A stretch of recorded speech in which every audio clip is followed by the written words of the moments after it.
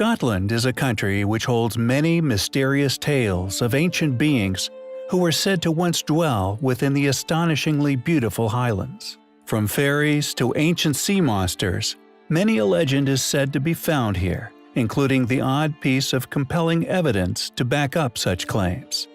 However, our next Scottish mystery of focus is abundant with evidence. In fact, the evidence left surrounding this mysterious ancient technology is actually the mystery itself.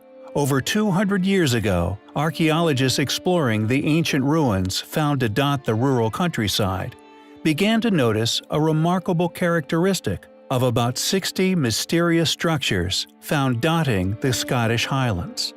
Made using rocks with no mortar, instead, the rocks on the outer layer of these structures, upon completion, went through an as-yet unknown process of vitrification.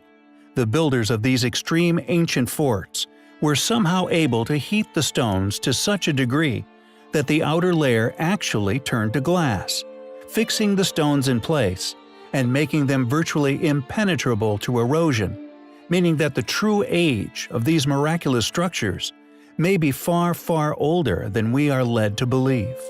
Although for the first 250 years of study, these forts were presumed to have been exclusive to Scotland, thanks to the results of the research, they have actually begun to turn up in other regions of the world, most specifically Western Europe.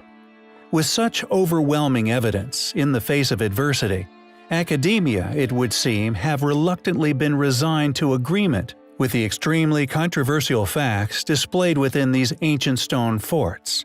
Quote, "No lime or cement has been found in any of these structures, all of them presenting the peculiarity of being more or less consolidated by the fusion of the rocks of which they are built. This fusion, which has been caused by the application of intense heat, is not equally complete in the various forts, or even in the walls of the same fort. In some cases, the stones are only partially melted and calcined.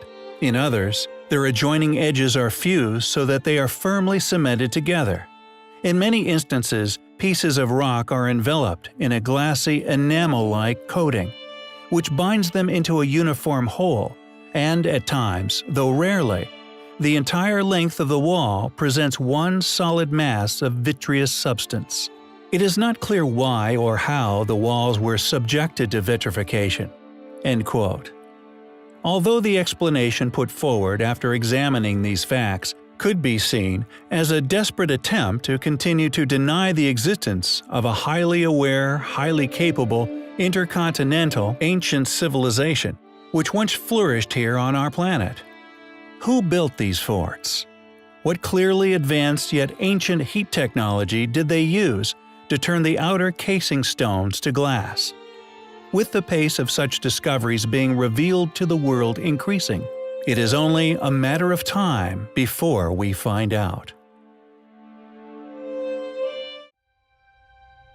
In 1932, gold prospectors searching within the San Pedro Mountains of Wyoming would make a groundbreaking discovery, a find which for a brief period of time exposed to the world the past existence of a group of people, a secret unexplainable race, which has been successfully covered up for over a century. Cast into the realm of folklore, this group of people could be attributed to tales of gnomes or hobbits. The once native Crow people spoke of their ferocious nature for many hundreds of years.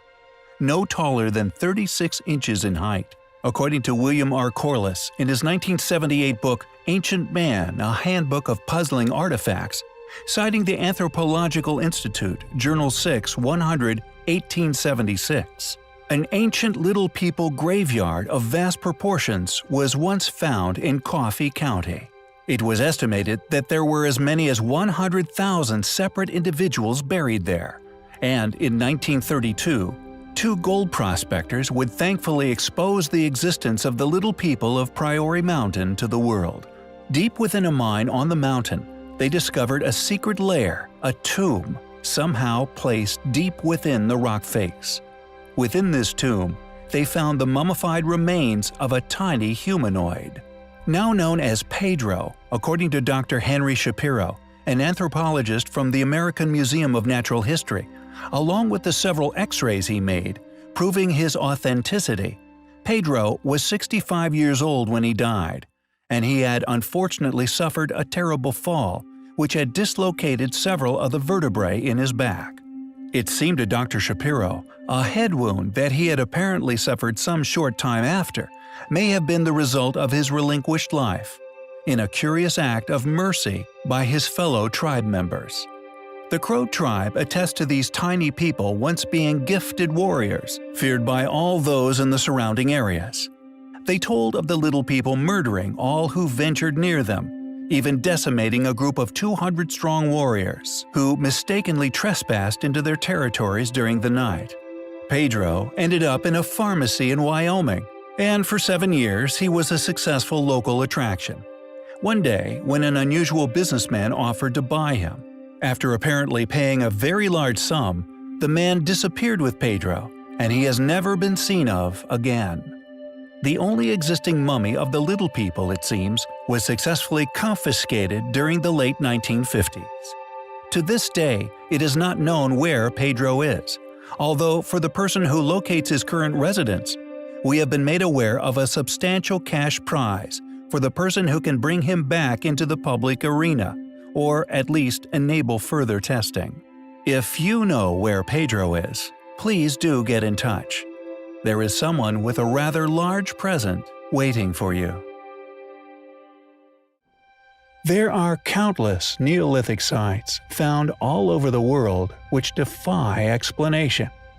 Not only are these ancient structures built with unimaginably huge megalithic blocks, but the precision that went into their construction defy modern academic understanding.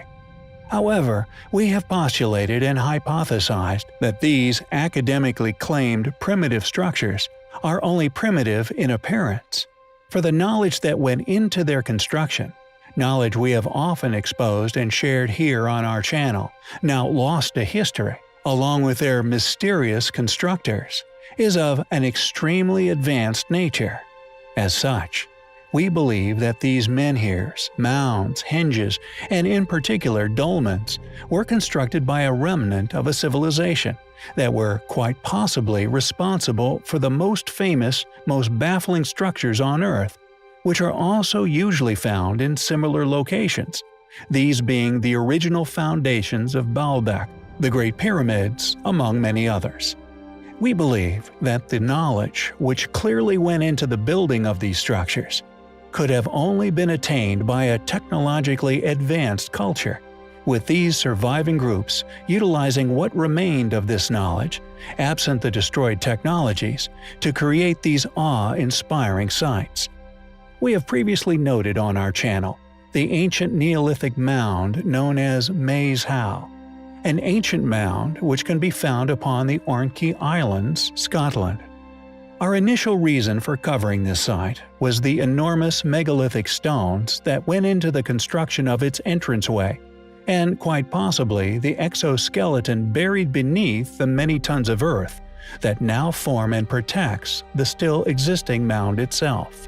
However, there exists another Neolithic chamber, found in Ireland, that not only shares the same remarkably huge, unexplainable stones making up its construction, but also a precision of solar alignment that boggles the modern mind. Known as Newgrain's Passage, like Maes Howe, it is a circular mound with a structure hidden beneath many tons of earth. However, it also shares a dedication to the precession of the sun, with an alignment with the winter solstice that could have only been accomplished by a group with tremendous capabilities and indeed advanced astronomical knowledge. Although most of the structure is buried under the mound, the stones in which are visible, like Maes Howe, are easily identifiable and many tons in weight, some more than likely upwards of 20 to 30 tons.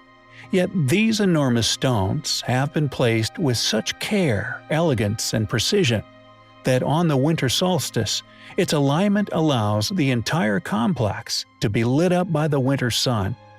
This event is well known, and many people flock to the site every solstice to witness this wonder, Yet academia still stubbornly deny that these structures were undoubtedly created by a group with tremendous intellect, possibly leftover knowledge, now forgotten and lost, of the precise travel of the sun's passage through the sky.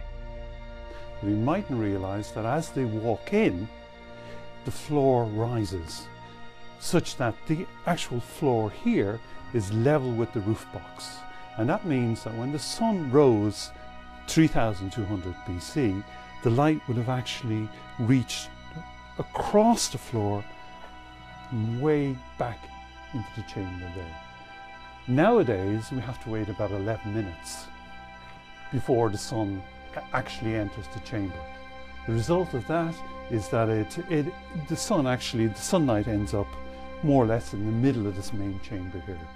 So the builders of Newgrange actually built it so it was perfect for sunrise. Were these alignments created merely with a motive for heating these layers? Or were they created with a more profound reason? Were these ancient people worshippers of the sun?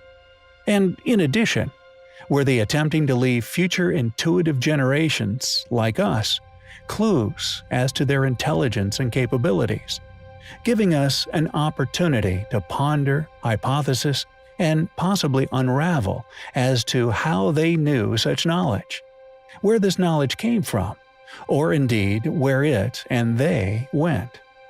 Many people are now convinced, after many years of study, that the most famous Neolithic site within the UK, Stonehenge, was once a solar calendar, an extremely complex one.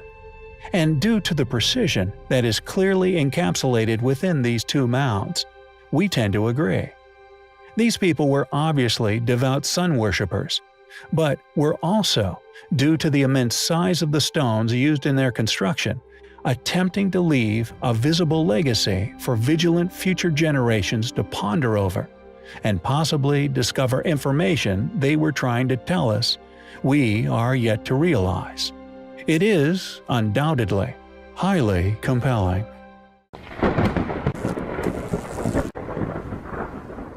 Polygonal masonry is undoubtedly a top trump argument, along with tool mark patterning, and indeed pyramidal and other structural forms which can be found across the globe, which prove there was not only once an ocean-going ancient civilization, but a worldwide, highly advanced superpower who once dominated the Earth. The proof is there for all to see, yet en masse, how they incorporate these proofs into their critical decision-making faculties is still up for debate. Yet regardless, this proof of their past capabilities are still on display the world over, a duly awarded testament to their building prowess. Although many have attempted to explain these stones, some claiming they are of artificial or geopolymer origins, others claim they are somehow a reformed rock from a plaster of Paris-type constituent of the original stone itself. Some even claim a plant was responsible. Any definitive answer as to how these stones were shaped and placed, or indeed any recreation of these claimed methods, elude us to this day. A lost technology from a now lost, yet once highly advanced ancient civilization. Cusco, which translates as the City of the Puma, holds some of the most exquisite and best preserved polygonal masonry to be found anywhere. Home to the famous 12-sided stone, something which many are not aware of, however, is that it is also home to dozens of carvings and structures which were intended as artistic masonry renditions of animals, one of which, namely the puma. Academic hypothesis suggests that these creations were built by the Inca to once form the boundary walls of an ancient temple. Yet like the countless other areas we explore here on our channel, any explanation as to how the walls were constructed, or indeed why pumas and other animals were incorporated into this enigmatic stonework, is absent from all and any academically accepted historical description of their origin.